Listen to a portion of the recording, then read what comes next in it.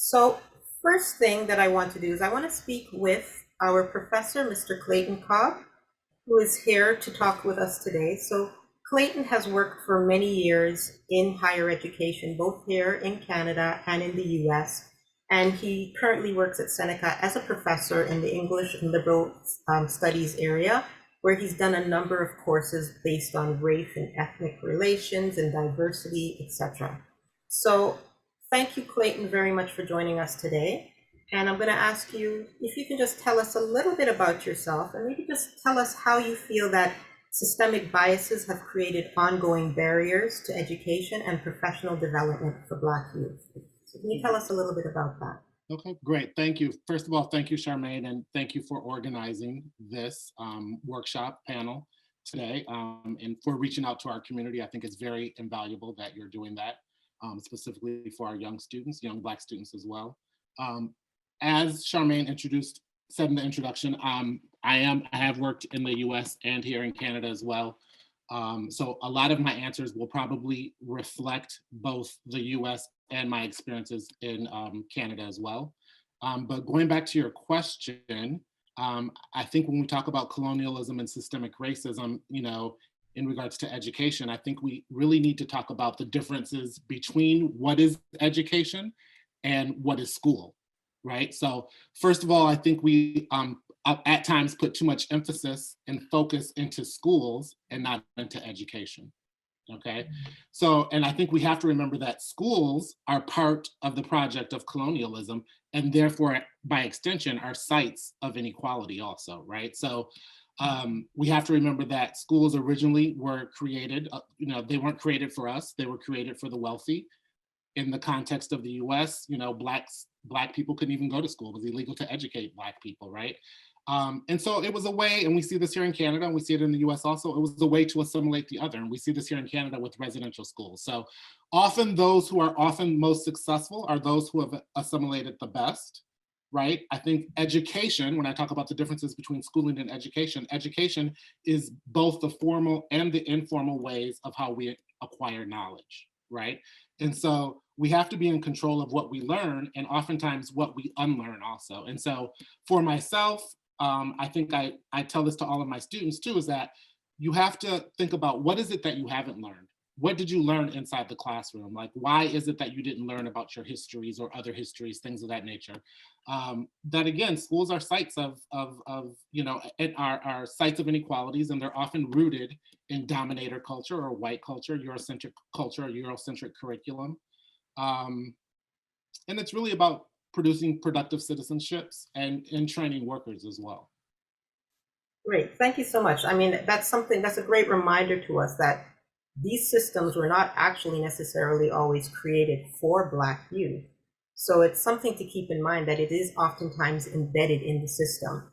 Now, with that in mind, what do you think that post-secondary education institutions can do to better engage students, both in middle and in high schools, and encourage them to attend post-secondary? Is there anything that you think that could be done? That's a good question. I think, again, we have to look at Black students. I think we have to look at the differences between Black students. And I think you talked a bit about this in your introduction also, in regards to code switching, right? So I think a lot of times when we talk about Black students, we have to realize that there's complexity amongst us. There's a difference of being Black in York region compared to being Black in Peel or Halton or downtown Toronto. There's differences in economic differences, there's racial, ethnic differences, religious, gender differences. So we need to challenge those institutions to look and to acknowledge those differences and not to see us as one homogenous group. Hi, well, would you like to share our 4 steps in a couple of things? Yeah, can I get the Go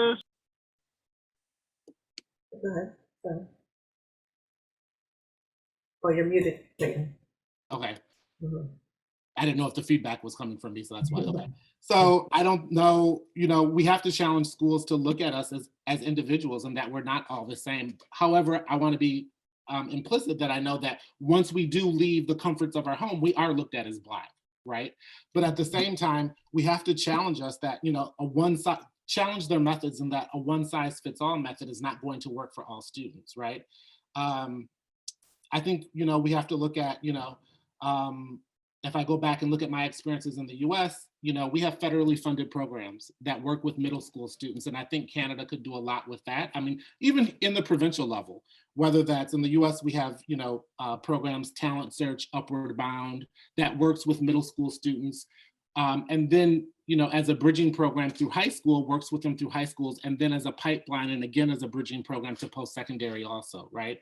I think a good thing that's happened in the last year is that all of the school districts in high school have also created Black graduation coaches, right, to work with students to increase the Black graduation rates of students in high school. I think we have to fight for more on the provincial and the federal level for more access programs, similar to what I was talking about before, and to fight for Black studies programs. We see this now. We've had them in the US, since the 60s, coming out of the civil rights movement. And we're seeing that now here in Canada too, out of the Black Lives Matter Toronto movement also. And so you see universities like Western, U of T, York, creating Black studies programs. And I think with that, a lot of Black students, once they enter into secondary, they look at, again, filling those gaps that they didn't have during their high school careers in regards to learning about themselves. When I think about myself, again, I never had a Black teacher until I went to graduate school, right? Growing up in Wisconsin, which is very similar to Ontario. I never had someone look like me until I was 25 years old.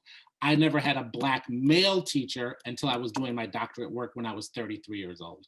And so I think once students start to see themselves reflected in the curriculum that they're studying, and it doesn't have to be a social science curriculum. It can be things as easy as, why aren't you learning about, the contributions of Black people in math or in, computer studies or the sciences or things of that nature as well.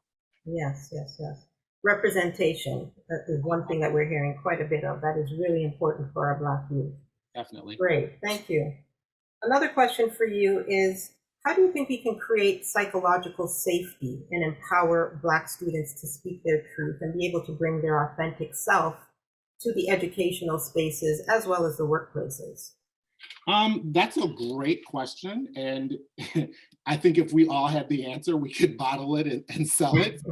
And I would ask, I would even ask us, do we do it as adults, right? I know it's something that I struggle with every day. And so, I think we need to, model that for young adults also, for our young people.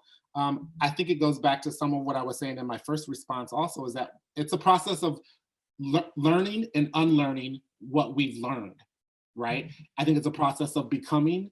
I think we have to teach our young people not to seek validation from outside sources, right? Even our parents, right? I tell my students all the time that, mommy and daddy might want you to become this, or they might want you to major in this, but they're not the ones who are sitting in this classroom for 8 hours doing the work. And if you're not passionate about what it is that you are interested in, motivation and attitude have a lot to do more than aptitude, right? It's all about your motivation. And so I think sometimes we set people up, our young people up, for unrealistic expectations, specifically of the real world, with always seeking validations from external sources. Really, it's really about not comparing yourselves, not getting so caught up with grades and what other people think of you. I think it goes back to what you were saying earlier, again, about code switching. I think in the context of schools, to do your best, but not to get caught up to think that you're too cool for school, or not to think that, and what I mean by that too is that I know a lot of times, again, if you are good or you get good grades, you're often seen as, whitewashed or a sellout and things of that nature. And I think that's problematic, because what we're doing and saying to our own people is that you're internalizing your own oppression and you're reproducing it upon your own community of people, right? And you're also internalizing anti-intellectualism, and in simple ways of saying, you're also saying that only white people are smart.